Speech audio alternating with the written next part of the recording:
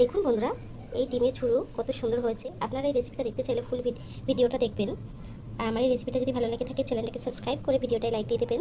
দেখুন কত অসাধারণ হয়েছে। চলুন তাহলে এই রেসিপিটা করতে কী কী লাগছে, কীভাবে এই রেসিপিটা করছি আসুন দেখে নিন। দেখুন বন্ধুরা, আমি ডিম নিয়ে নিয়েছি, আমি কাতলা মাছের ডিম নিয়েছি।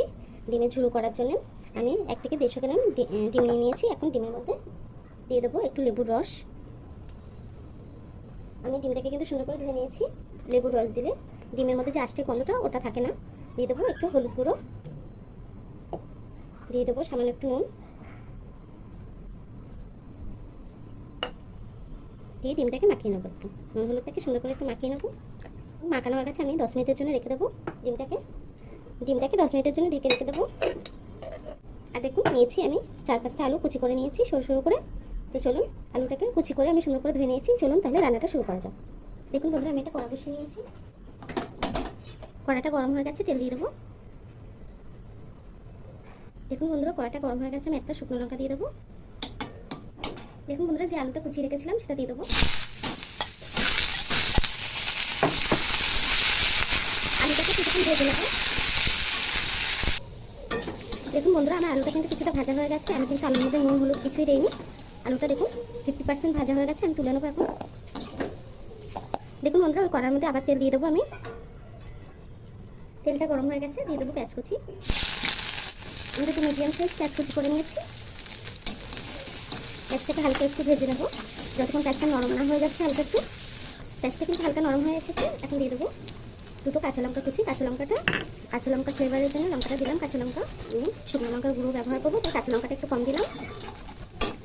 দিয়ে দেবো রসুনগুলোকে কিন্তু আমি বাটিনি, থেতো করে নিয়েছি। শিলবাটা একটু গোটা গোটায় রাখবেন এইভাবে। দিয়ে দেবো আদাটাকেও থেতো করে নিয়েছি। শিলবাটায় সুন্দর করে থেতো করে নিয়েছি একটু। দেখুন বন্ধুরা, আদা রসুনের কাঁচা গন্ধটা চলে গেছে। খুব বেশি ভাজা দরকার নেই পেঁয়াজটা একটু নরম হলেই, একটু হালকা একটু ব্রাউন হলেই হবে। এখন দিয়ে দেবো কুচি করে রাখা একটা টমেটো।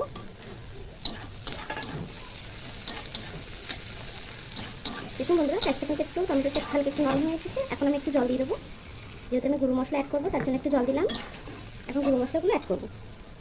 দিয়ে দেবো হলুদ গুঁড়ো, দিয়ে দেবো 1 চামচ ধনে গুঁড়ো, 1 চামচ জিরের গুঁড়ো, দিয়ে দেবো 1 চামচ ঝাল লঙ্কার গুঁড়ো।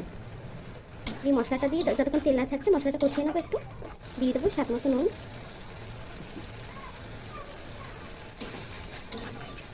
দেখুন বন্ধুরা, মশলা দিয়ে কিন্তু তেল ছেড়ে এসছে। এখন আমি মশলাটা হালকা একটু সরিয়ে সেই মাছের ডিমটা দিয়ে দেবো মিডিলে। মধ্যেখানে মাছের ডিমটা দিয়ে দিলাম। দিয়ে গ্যাসটা কিন্তু লো ফ্লেমে করে আমি কড়াইটাকে একটু ঢেকে দেবো।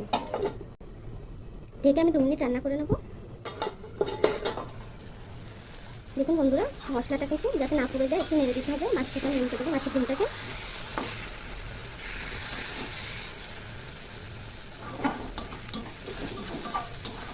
এভাবে ঢেকে ঢেকে আমি 2 মিনিট করে রান্না করে নেবো, যাতে তলায় না লেগে যায়। তার জন্য আমি সামান্য একটু জল দেবো। দিয়ে আমি আরও কিছুক্ষণ ঢেকে দেবো।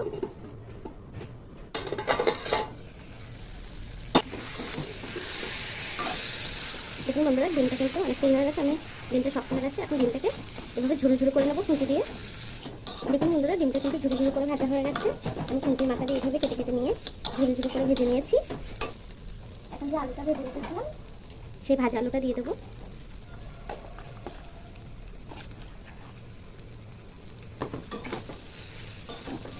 এই আলুটার সঙ্গে ডিমগুলো সুন্দর করে মিশিয়ে নেবো। দেখুন বন্ধুরা, ডিমটার সঙ্গে আলুটা কিন্তু খুব সুন্দর করে মিশিয়ে নিয়েছি। এখন এইভাবে ছড়িয়ে দিয়ে সামান্য একটু জল সাইড দিয়ে দেবো, যাতে যেটুকুনি ডিমটা কাঁচা আছে আরও সুন্দর করে সিদ্ধ হয়ে যায়। আমি কিন্তু বেশি জল দিইনি, সামান্য একটু জল দিয়েছি। দিয়ে আর একটু মিশিয়ে নেব।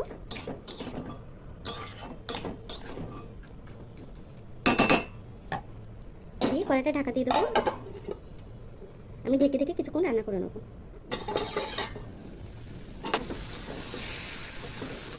দেখুন বন্ধুরা, আমার ডিমের ঝুড়িটা কিন্তু হয়ে গেছে। দেখুন আলুগুলো সুন্দর সিদ্ধ হয়ে গেছে। তরকারিটাকে নামিয়ে নেবো।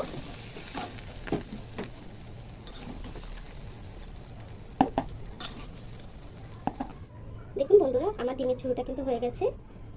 দেখুন কত সুন্দর হয়েছে। এই রেসিপিটা আপনারা অবশ্যই ট্রাই করবেন। আর রেসিপিটা যদি ভালো লেগে থাকে আমার কমেন্ট বক্সে জানাবেন। এতক্ষণ ধরে আমার ভিডিওটা দেখার জন্য আপনাদেরকে অসংখ্য ধন্যবাদ।